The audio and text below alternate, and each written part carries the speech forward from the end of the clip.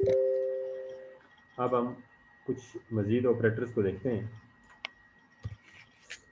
हमारे पास लास्ट हमने देखा इंक्रीमेंट और डिक्रीमेंट ऑपरेटर, और इंक्रीमेंट और डिक्रीमेंट ऑपरेटर कैसे काम करते हैं, और इसमें प्रीफिक्स इंक्रीमेंट ऑपरेटर क्या होता है, पोस्टफिक्स इंक्रीमेंट डिक्रीमेंट ऑपरेटर क्या होता है, और ये कैसे काम करते हैं। ठीक है।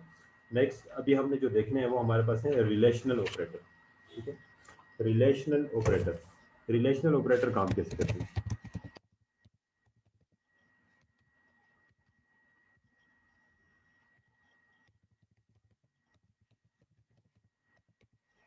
रिलेशनल ऑपरेटर सबसे पहले हम देख लें कि होते क्या हैं। ठीक है।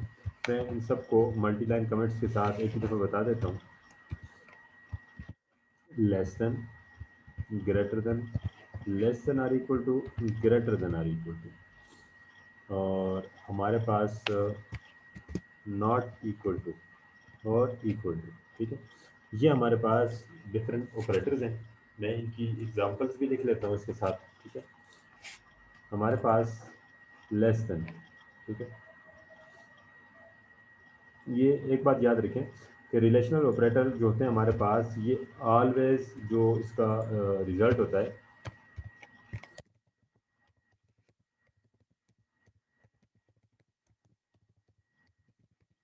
बुलियन वैल्यू होती है। ठीक है। बुलियन वैल्यू का मतलब क्या, हमारे पास इसका जो रिजल्ट होता है ऑलवेज क्या होता है, ट्रू और फॉल्स। ठीक है। हमारे पास ये जो सिंबल है ये यूज होता है लेस देन के लिए। ये सिंबल है ग्रेटर देन,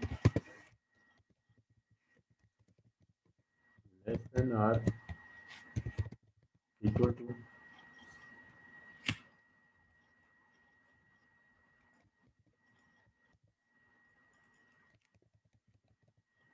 ग्रेटर देन और इक्वल टू, और ये हमारे पास इसको हम कहते हैं नॉट इक्वल टू, इसको हम कहते हैं इक्वल टू। अब हमारे पास ये तो जनरली मैथमेटिक के सिंबल में आपने देख लिया, लेस देन। ठीक है। फॉर एग्जांपल मैं क्या देता हूँ, मेरी एक स्टेटमेंट है,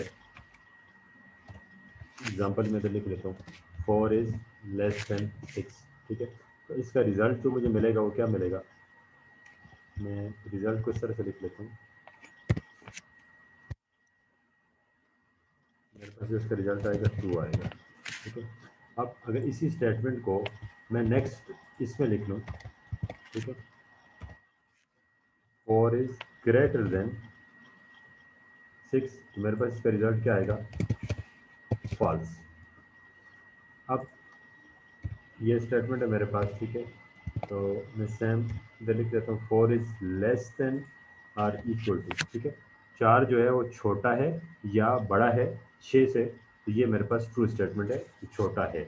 ठीक है। बड़ा है या जब कह दिए तो कोई एक स्टेटमेंट ठीक है तो इसका मतलब ठीक है। अच्छा, फिर हम कह देते हैं ग्रेटर देन और इक्वल टू, तो मैं इसके लिए थोड़ा सा स्टेटमेंट को चेंज कर देता हूँ ताकि आपको ये ज़्यादा आसानी से समझ आए। मैं इधर लिख देता हूँ 6 इज ग्रेटर देन और इक्वल। ठीक है।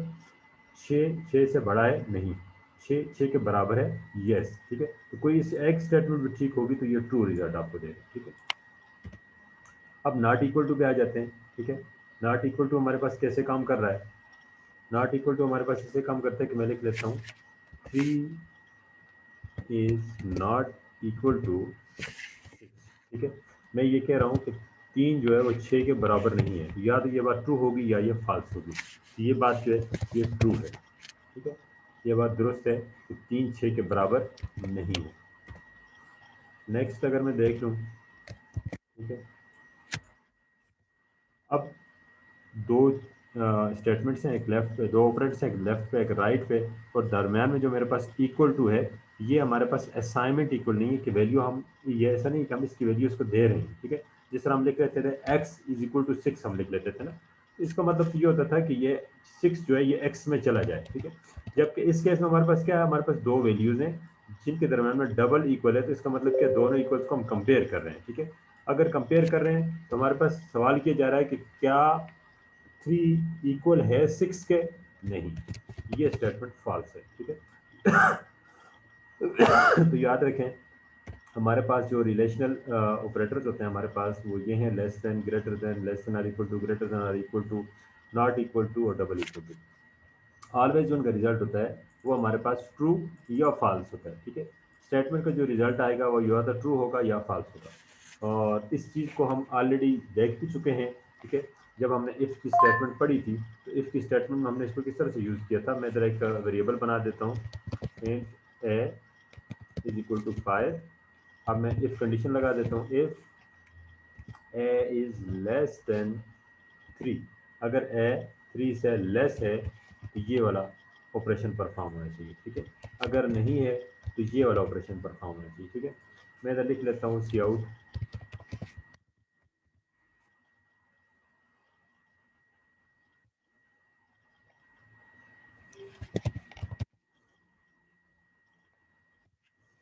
अगर ये लेस हो तो मेरे पास क्या है, ट्रू लिखा हुआ आ जाए। और अगर ये मेरे पास लेस ना हो तो ये मेरे पास क्या लिखा हुआ आ जाए, फॉल्स। ठीक है, जो मेरे पास जो वैल्यूज़ हैं ये इन दोनों वैल्यूज़ को कंपेयर करें और ए जो है वो 3 से अगर लेस है तो मेरे पास ट्रू लिखा हुआ आ जाए, अदरवाइज फॉल्स लिखा हुआ आ जाए। मैं इस प्रोग्राम को सेव कर देता हूँ,